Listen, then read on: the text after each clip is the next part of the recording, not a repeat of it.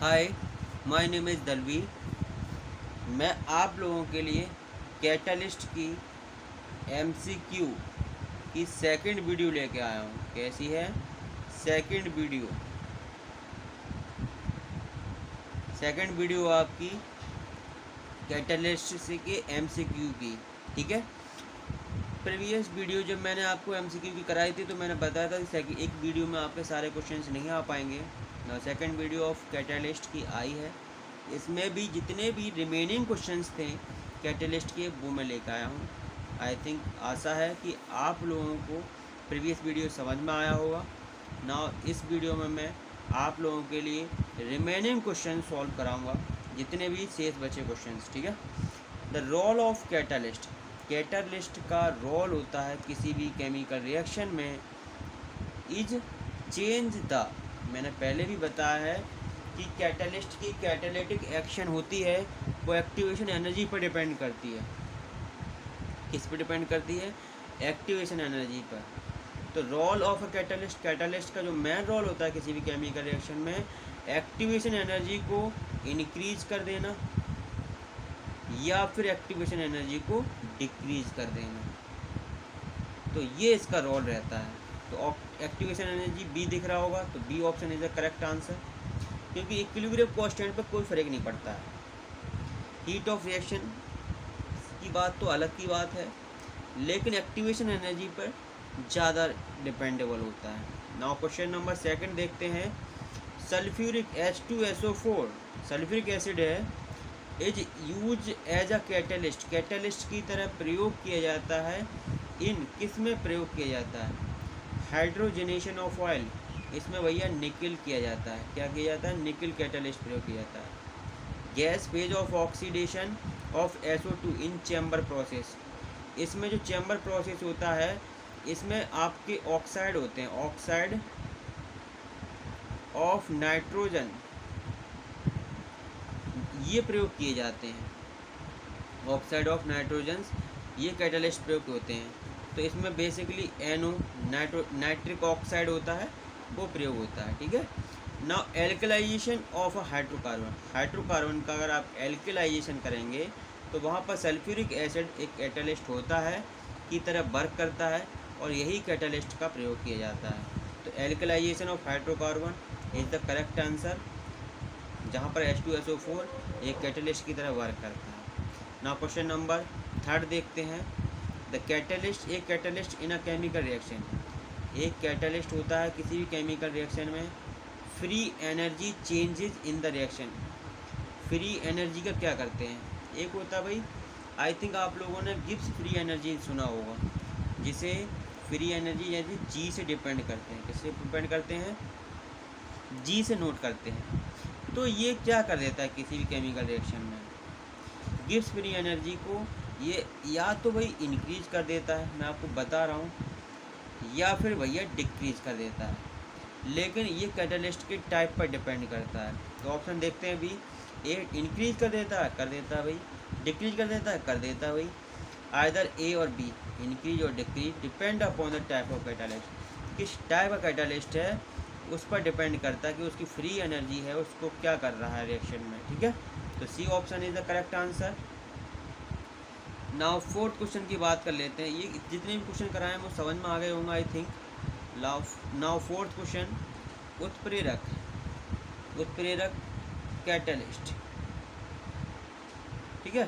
किसी भी रिएक्शन की रेट को बढ़ा देता है। क्या कारण है? ऐसा क्या कर देता है कि किसी भी रिएक्शन की रेट को बढ़ा देता है? रेट ऑफ रिएक्शन को बढ़ा देता है। क्या कारण? ऑप्शन ए डिक्रीज कर देता है the energy barriers for a reaction. Reaction के बीच में जितने भी बैरियर्स होते हैं उनको डिक्रीज कर देता है। Option be increase the activation energy. क्या एक्टिवेशन एनर्जी को इंक्रीज कर देता है? Decrease the molecular collision. क्या ये कोलिजन के बीच में होने वाले टक्करों को कम कर देता है? नन ऑफ दीज, इन सभी में से कोई से नहीं। आपको एक चीज़ बता देता हूँ, जो कैटलिस्ट होता है वो क्या करता है किसी भी केमिकल रिएक्शन में, उस जो केमिकल रिएक्शन होती है उनके बीच में बहुत सारे बैरियर्स होते हैं, मॉलिक्यूल्स के बीच में, उन बैरियर्स को डिक्रीज कर देता है ये।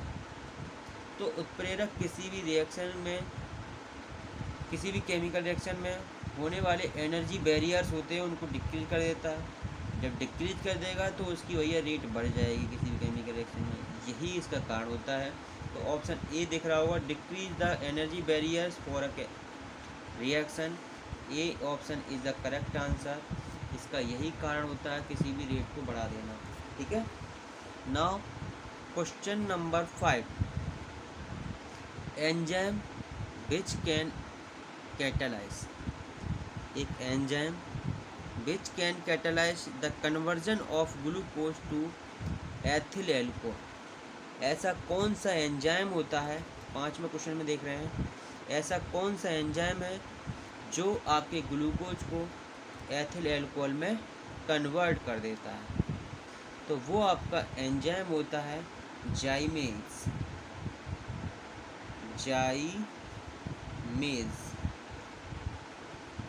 जाइमेज होता है। और option D is the correct answer होगा।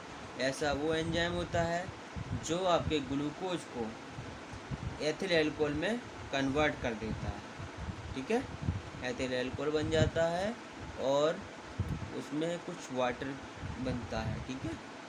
Now 6th question, the catalytic activity of enzyme. किसी भी एंजाइम की कैटालिटिक एक्टिविटी होती है, एंजाइम एक कैटालिस्ट की तरह बात कर रहा है ना, is due to their capacity, उसकी अपनी कैपेसिटी होती है, टू लोअर देन, वो लोअर होती है, वो कम होती है किसी भी कैटालिट एंजाइम की कैटालिटिक एक्टिविटी। तो वो किससे लोअर देन होती है? एनर्जी लगा हुआ, एक्टिवेशन से, पोटेंशियल एनर्जी से, या काइनेटिक्स से, नन ऑफ दीज। तो बेसिकली एक्टिवेशन से कम होती है। एक्टिवेशन एनर्जी होती है जो उसकी कैटालिटिक एक्टिविटी होती है किसी भी एंजाइम की, तो वो उसकी किससे कम होती है? एक्टिवेशन एनर्जी से कम होती है। Option A is the correct answer. Now 7th question देखेंगे अभी। ए रिएक्शन विच इज कैटालाइज। कोई भी रिएक्शन है जिसमें कैटालाइज किया गया है, catalyse by a base. Base मतलब क्षार के द्वारा, उसमें ऐसा कैटालाइस्ट यूज किया गया है जो क्षार है, जिसका पीएच मान कितना? एबव 7 से ज़्यादा है जिसका पीएच मान, उन्हें तो क्षार कहते हैं। और ऐसे क्षार को प्रयोग किया गया कैटालिस्ट के रूप में। By all substance which have a tendency to, तो उसकी टेंडेंसी क्या होगी? उस केमिकल रिएक्शन की टेंडेंसी क्या होगी? तो उसकी केमिकल रिएक्शन की जो टेंडेंसी होगी वो क्या करेगी? गेन करेगी प्रोटॉन को। किसको? H+ आयन होते हैं, इनको प्रोटॉन बोलते हैं। और भैया इनको क्या करेगी? गेन करेगी। क्या करेगी? Gain a proton. Option B दिख रहा होगा, gain a proton. B option is the right option. अगर यहाँ पर बेस की जगह पे एसिड प्रयोग किया है, जैसे नेक्स्ट क्वेश्चन देखते हैं 8th question, a reaction which is catalysed by an acid, यानी कि अम्ल से किया गया है। सॉरी,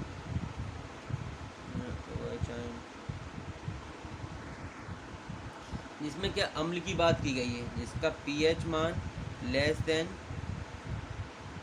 7 होता है, 7 से कम होता है ना, वो एसिड कहलाते हैं। तो एक रिएक्शन है जो किससे कैटालाइज, जो इसमें कैटालिस्ट है वो एसिड है, तो उसकी टेंडेंसी क्या होगी? तो उसकी टेंडेंसी होगी lose the proton. Option A, lose the proton. H+ ion को क्या कर देता है? लूज ए प्रोटॉन। प्रोटॉन को लूज करना होता है। ठीक है। नाउ 9th क्वेश्चन देखेंगे अभी। कुछ क्वेश्चन इस तरह से भी आ सकते हैं कि आपके निम्न ऑप्शन में गलत स्टेटमेंट क्या है।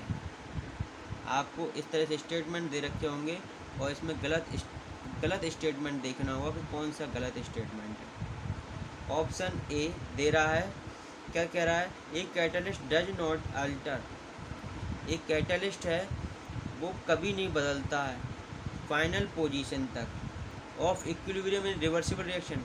रिवर्सिबल रिएक्शन में जो आपका इक्विलिब्रियम पोजीशन फाइनल पोजीशन तक बिल्कुल नहीं बदलता है। तो इसमें गलत ऑप्शन देखते हैं। A catalyst does not alter the final position of equilibrium in reversible reaction.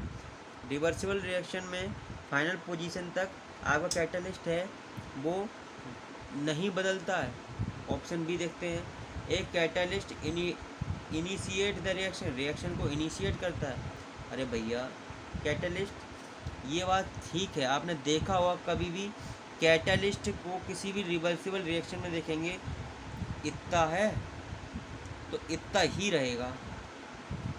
कभी भी कैटलिस्ट की फाइनल पोजीशन तक आपने देखा होगा उसकी ना पोजीशन चेंज होती है ना कुछ चेंज होता है उसमें। तो ये ऑप्शन बिल्कुल राइट होगा।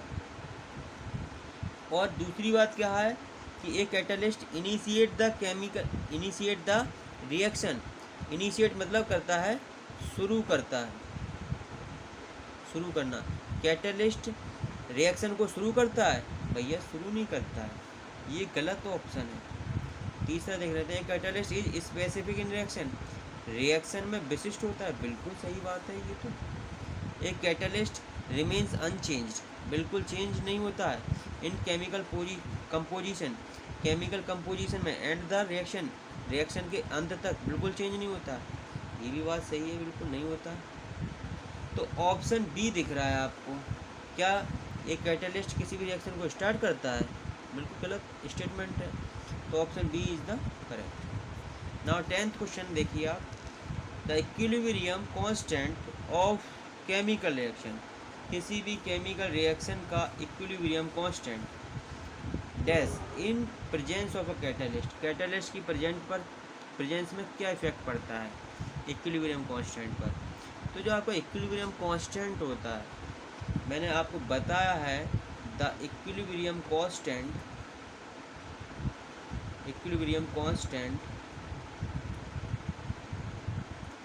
इस तरह से देख लेते हैं। एक catalyst does not depend on the equilibrium constant. Equilibrium constant पर कोई प्रभाव मतलब कोई डिपेंड ही नहीं करता है। जब डिपेंड नहीं करेगा तो कोई इफेक्ट ही नहीं पड़ेगा। इंक्रीज होगा नहीं होगा, डिक्रीज नहीं होगा ना, remaining unaffected. C option is correct answer. I think आशा है आप लोगों के लिए जो मैंने रिमेनिंग क्वेश्चंस कराए हैं कैटलिस्ट के वो सभी समझ में आ गए होंगे और आप अच्छे से पढ़ रहे होंगे। आप लोगों के लिए कैटलिस्ट से रिलेटेड मैंने जितने भी क्वेश्चन थे ढूंढ कर मैं लेकर आया हूँ नेट से, ओपी गुप्ता से, और आप लोगों के लिए अच्छे से समझाए हैं। इतने क्वेश्चनों में से कैटलिस्ट में से पक्का 2 से 3 क्वेश्चन बनेंगे और आपके ज़्यादा भी बन सकते हैं, मैं पक्का बता रहा हूँ। और ये चीज़ को तो जब जज करना जब आपका एग्ज़ाम होगा उस टाइम पे पता चलेगा। Now thanks. आप लोगों के लिए एक चीज़ और बताना चाहूँगा, आप बिल्कुल बेसिक से बेसिक चीज़ ज़रूर पढ़िएगा ताकि आपके पेपर बहुत अच्छे हों, क्योंकि बेसिक पॉइंटों को देखा जाएगा। जितने भी MCQ क्वेश्चंस होते हैं वहाँ बेसिक क्वेश्चंस देखे जाएंगे। न्यूमेरिकल कोई भी इतना बड़ा पोर्शन नहीं देखा जाएगा कि आप किसी भी चीज़ को कैसे सॉल्व कर पा रहे हैं, नॉर्मल चीज़ देखी जाएगी ना। थैंक्स। आप पढ़ते रहिए अच्छे से, आपके पेपर अच्छे हों। अगर कोई दिक्कत है तो आप पूछ सकते हैं मुझसे, ठीक है। Now thanks for watching the video and subscribe this video so that ताकि anybody video make by me and forward for you. Now thanks.